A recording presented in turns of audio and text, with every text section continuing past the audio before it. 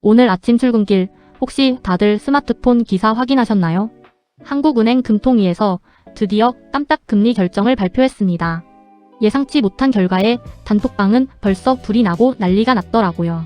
이제 대출 이자 더 오르는 건가? 내 집 마련은 물 건너갔나? 저 김대리도 오늘 아침 소식 듣고 가슴이 철렁 내려앉았습니다. 하지만 여러분, 숫자에 일이 일비하면 절대로 부자가 될 수 없습니다. 진짜 부자들은 지금 이 순간 남들과는 전혀 다른 생각을 합니다.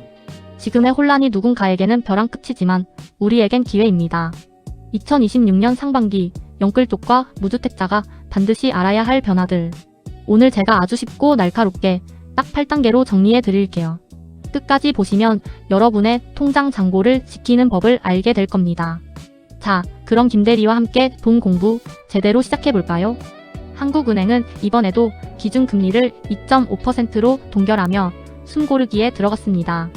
사실 시장에서는 이제는 좀 내릴 때가 되지 않았나 기대가 컸거든요. 그런데 왜 한은은 9개월째 요지부동 멈춤 버튼을 누르고 있는 걸까요? 가장 큰 이유는 바로 안정 속의 불안 때문입니다. 수출은 반도체를 중심으로 역대급 호조를 보이며 경제를 떠받치고 있죠. 하지만 우리 지갑 사정인 내수, 소비는 여전히 꽁꽁 얼어붙어 있습니다. 게다가 1,400원대를 넘나드는 불안한 환율이 한은의 발목을 잡았습니다. 금리를 내리면 돈이 풀리면서 환율이 더 튀어오를까봐 조심스러운 거죠. 무엇보다 수도권 집값과 가계부채가 다시 들썩이는 게 큰 부담입니다. 한은 입장에서는 물가는 잡혔지만 리스크는 여전하다고 판단한 겁니다. 결국 이번 동결은 폭풍 전야의 신중한 관망이라고 볼 수 있습니다. 이제 시선은 우리보다 앞서 움직이는 미국으로 향하고 있습니다. 미국은 금리를 내린다는데 왜 우리 한국은행만 멈춰 있는 걸까요? 현재 미국 연준의 기준금리는 3.75%, 우리나라는 2.5% 수준입니다. 무려 1%포인트가 넘는 금리 격차, 이건 단순한 숫자 차이가 아닙니다. 돈은 금리가 더 높은 곳, 즉 더 많은 이자를 주는 곳으로 흐르기 마련이죠. 미국이 금리를 내리기 시작했음에도 한은이 쉽게 따라가지 못하는 이유. 우리가 먼저 금리를 확 낮췄다간 외국인 자금이 썰물처럼 빠져나갈 수 있거든요. 그러면 원달러 환율은 다시 치솟고 수입 물가는 우리 삶을 더 팍팍하게 만들 겁니다. 결국 한은은 미국이 얼마나 빨리 많이 내리는지 눈치를 볼 수밖에 없어요. 전문가들은 2026년 상반기 내내 이런 긴장의 동행이 이어질 걸로 봅니다. 남들 내린다고 좋아할 게 아니라 우리만의 독자적인 시나리오가 필요합니다. 미국과 한국의 금리 격차가 줄어드는 시점, 그때가 진짜 기회의 문이 열리는 때죠. 자, 그럼 이 상황이 우리 대출 금리엔 어떤 영향을 줄지 바로 확인해 볼까요? 한은 금리는 그대로인데 왜 내 주담대 이자는 자꾸 변하는 거죠? 기준금리는 기준일 뿐 우리가 빌리는 대출 금리는 시장 금리를 따릅니다. 최근 은행들이 가계부채를 줄이려고 대출 문턱을 다시 높이고 있어요. 가상금리를 올리는 방식으로 사실상 체감금리는 여전히 높은 상태입니다. 특히 신규 대출을 받으려는 분들은 우대 금리 항목을 꼼꼼히 봐야 합니다. 급여 이체, 카드 실적 하나에 내 이자 수십만 원이 왔다 갔다 하거든요. 기존 영끌 쪽이라면 지금 변동금리에서 고정금리 갈아타기 고민되시죠? 금리 인하 기대감이 선반영되어 지금 고정금리가 더 매력적일 수 있습니다. 하지만 한은의 인하 시점이 늦어지면 이 전략도 독이 될 수 있어요. 결국 내 자금 계획이 6개월 뒤인지 3년 뒤인지가 선택의 핵심입니다. 숫자에 속지 말고 내 주머니에서 나가는 실제 현금 흐름을 체크하세요. 이제 이 혼란 속에서 전문가들은 어떤 결론을 내렸는지 들어볼까요? 시장을 움직이는 부동산 전문가 3인에게 긴급하게 물어봤습니다. 첫 번째 의견은 바닥은 지났다. 지금이 마지막 올라탈 기회다입니다. 금리 인하가 시작되면 대기 수요가 몰려 가격이 폭등할 거라는 논리죠. 반면 두 번째 전문가는 아직은 시기상조, 2차 하락이 온다고 경고합니다. 고금리가 길어지면서 한계를 버티지 못한 매물들이 쏟아질 거란 분석이에요. 마지막 세 번째 의견은 지역별 양극화에 주목하라는 신중론입니다. 이제는 어디를 사도 오르는 시대가 아니라 똘똘한 한 채의 시대라는 거죠.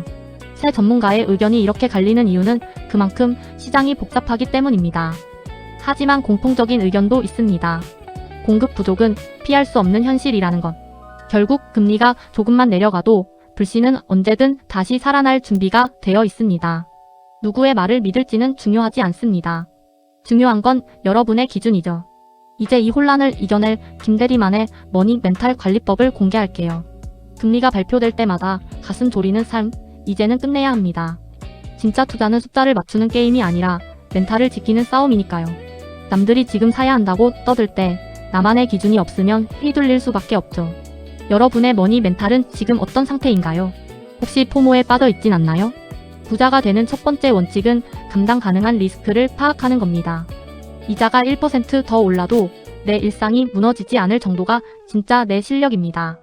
시장의 소음은 끄고 내가 가진 자산의 본질적인 가치에 집중하세요. 내 집 마련은 투기나 도박이 아니라 내 삶을 지탱하는 단단한 뿌리여야 합니다. 멘탈이 무너지면 아무리 좋은 기회가 와도 그것이 기회인지조차 모릅니다. 지금처럼 혼란스러울 때일수록 더 많이 공부하고 더 차갑게 머리를 식히세요. 흔들리는 금리 위에서 중심을 잡는 법, 그것이 부자로 가는 지름길입니다. 이제 이 단단한 멘탈을 바탕으로 실질적인 포트폴리오를 짜볼까요? 멘탈을 잡았다면 이제 내 자산의 지도를 다시 그려야 할 때입니다. 가장 먼저 할 일은 대출의 질을 개선하는 부채 리밸런싱입니다. 고금리 신용대출이 있다면 성과급이나 여유 자금으로 최우선 상환하세요. 금리 인하 지연에 대비해 현금 비중을 평소보다 10% 더 늘리는 것도 전략입니다. 남는 현금은 파킹 통장이나 단기 채권에 넣어 기회 비용을 벌어두세요. 주식 비중이 높다면 금리 민감도가 낮은 배당주나 가치주로 눈을 돌려보세요. 부동산을 고민 중이라면 무리한 영끌 대신 경매 공부를 시작할 적기입니다. 하락장이나 보합장에서는 경매가 시세보다 훨씬 싸게 살 수 있는 무기가 되거든요. 자산의 30%는 달러나 금 같은 안전자산의 배분의 리스크를 분산하세요. 포트폴리오는 고정된 게 아니라 시장의 온도에 따라 계속 숨 쉬어야 합니다. 지금 이 작은 조정이 1년 뒤, 3년 뒤 여러분의 자산 격차를 만듭니다. 이제 오늘 내용의 핵심을 정리하며 마무리해 볼까요? 오늘 한국은행의 금리 결정부터 우리의 대응 전략까지 쭉 살펴봤습니다. 누군가는 오늘 뉴스를 보고 절망하며 포기할지도 모릅니다. 하지만 이 영상을 끝까지 보신 여러분은 이미 상위 1%의 준비를 마쳤습니다. 시장이 흔들릴 때 가장 먼저 버려야 할 것은 공포이고 채워야 할 것은 지식입니다. 2026년 상반기 금리의 파도는 높겠지만 우리는 그 파도를 타고 나아갈 겁니다. 제가 늘 강조하죠. 돈을 버는 기술보다 더 중요한 건 부의 그릇, 머니 멘탈입니다. 내 집 마련의 꿈, 경제적 자유로 가는 길은 결코 숫자가 결정하지 않습니다. 바로 오늘 여러분이 내린 결단과 실행력이 내일의 자산 가치를 결정합니다. 오늘 내용이 도움되셨다면 구독과 좋아요로 김대리를 응원해주세요. 여러분의 소중한 댓글은 제가 다음 영상을 만드는 가장 큰 힘이 됩니다. 다음 시간에는 더 날카롭고 현실적인 재테크 전략으로 돌아오겠습니다. 오늘도 머니 멘탈 꽉 잡는 하루 되세요. 지금까지 김대리였습니다. 감사합니다.